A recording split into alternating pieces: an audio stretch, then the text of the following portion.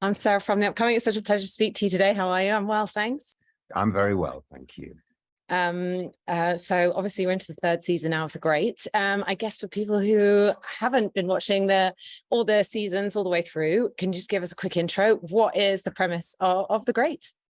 The Great is a historical comedy drama about Catherine the Great of Russia, certainly the early years when she first arrives in Russia, her relationship with Peter the Great, played by Nicholas Hoult.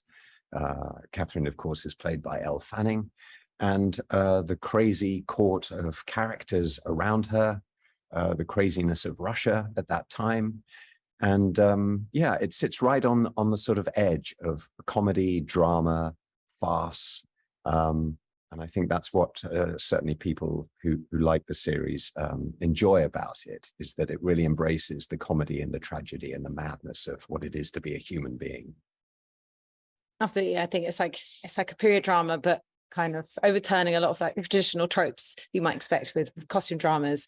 And like you say, very much rooted in kind of historical era, but not being too precious about sticking to the language or the facts themselves. So what was the appeal for you when you first jumped on board? And what do you think really makes this series stand out? Well, I think Tony McNamara, who created the series and out of whose head it all comes, understood something really essential, is that historical dramas, these characters can seem rather distant. And when they all speak in a sort of way that's not familiar to us, you can't really sort of connect with them. You don't feel close to them.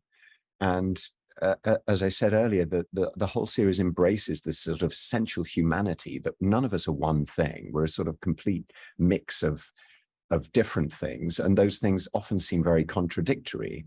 So tragedy, comedy, drama is part of all our lives and all our personalities. And the series really embraces that and really runs with it, but also looks fabulous. I mean, the set design, the costume design, it's absolutely gorgeous. And yet you've got all these sort of bonkers characters colliding with each other, running around, struggling with their humanity, their emotions, their sexuality, all of it.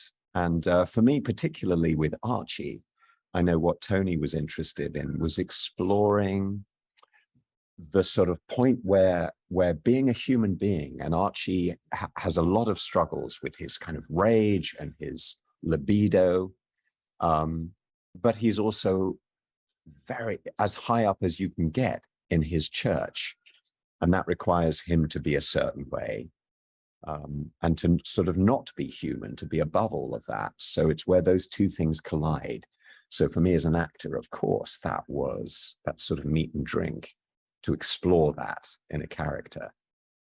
And then obviously hours and hours in hair and makeup, having a wig and beard put on is hugely attractive. So yeah, cold, wet glue smeared on your face every morning is hugely appealing. So there was that as well. I was going to ask you, coming to your character in particular, and like you say, there's a lot of conflict in there, his repressed desires, which I think also come to the fore very much in this season in particular. And not always such a loyal advisor. So how did you prepare to play him? And I guess maybe sometimes getting into that costume and makeup also helps you kind of bring the character to life as well when you come onto set. Did you do kind of research around him, or did you just work on the script? How did you kind of bring him to life? Well, yes. I mean, I love doing all the research and stuff. And obviously before we started, I sort of delved into that a little bit. But what I very quickly realized with Tony is just, he's done all the work. We just play it to the hilt. And what you said is very perceptive about Archie's struggles. And certainly that was very much what attracted me to it. But what you were saying about sitting in, I spend an hour and a half to 2 hours every morning having that stuff put on. And so I go in as Adam, and by the time I come out, Archie gradually appears. And by the time I leave, I'm Archie, and I put on those black robes. And, actors are always talking about how the costume and the shoes and the look is so important. And Archie's look is so specific. So I find that process hugely useful and beneficial. I walk in as Adam, I leave as Archie, and like bring it on. And so I feel like Archie all day on set. You know, I'm sitting there having my lunch, but I'm still Archie because that look doesn't come off until we finish at night. So yeah, the look very, very important in creating Archie. I was concerned at the beginning that it would be a bit like Cousin It in the Addams Family, and we just see sort of a mountain of hair, and like, is there anybody in there? You know, and obviously you want to connect with the character and feel what he's feeling and so on. So we worked very carefully to sort of create a very strong, crazy look, but also leave enough of a human being under there, that somebody we can connect to and see his struggles and read what he's thinking. And it's such an incredible cast, and it looks like you all have a lot of fun on set. But I mean, so maybe we could say a few words about, you know, the cast in general, but in particular Nicholas Hoult and Elle Fanning, who I just think, you know, they're sort of actors that have done lots of different types of roles. So it's quite exciting to see them in this kind of period get up, but absolutely landing so much of the humor and often quite kind of this scathing banter that goes between them and so on and so forth. So what was it like working with the cast, but them in particular? Well, we're a very close gang.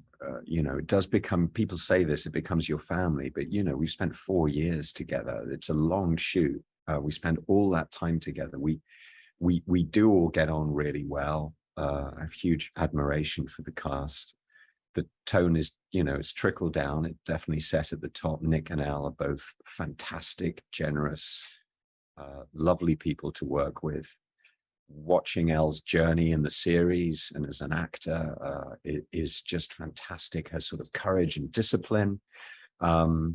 Nick came off The Favourite straight into this series, and so he kind of led the way. He helped us understand the tone of it, because for us it was all new, but he'd made that movie and he knew about really embracing the drama, embracing the comedy, and just running with it. Where it was all a little, at the beginning, we were like, do we play the comedy? Do we play the drama? So we very quickly realized we just dive headlong into both, embrace both. And as I say, that there's something very essential about being human that the series captures. So, you know, we all have a great time. I think the joy of doing multiple seasons is that you have that level of trust and understanding and familiarity with each other and with our fantastic crew. So there's a kind of comfort level which allows you as an actor to go even further. You're not battling and dealing with a whole sort of new scenario. It feels comfortable and familiar to go back to it. So we've been very fortunate to get multiple seasons of this, and long may it continue. And in terms of what people can expect from this particular season, I mean, it's hard to sort of talk about too much without any spoilers or anything, but it kind of lives up to its name by kind of not being afraid to do away with characters, and, you know, lots of twists and turns. So sort of like, you know, headline, what can people expect? And did you have a particular favorite moment or a scene or a moment from set? I think it dives very deeply into very strong emotions. Particularly between Catherine and Peter. Things get very, very intense. And the fallout from that and how that affects the other characters, I think it allows some sort of breathing room for the other characters to sort of, for us to explore how that plays out with them. For Archie in particular, he's playing a very knife-edge political game of being in this sort of inner core of Catherine's advisors, but as always with Archie, there's another agenda going on. He's also battling his sort of demons, trying to wrestle with his sort of his libido, which is getting the better of him. His relationship with Mariel, with Aunt Elizabeth, with Pugachev.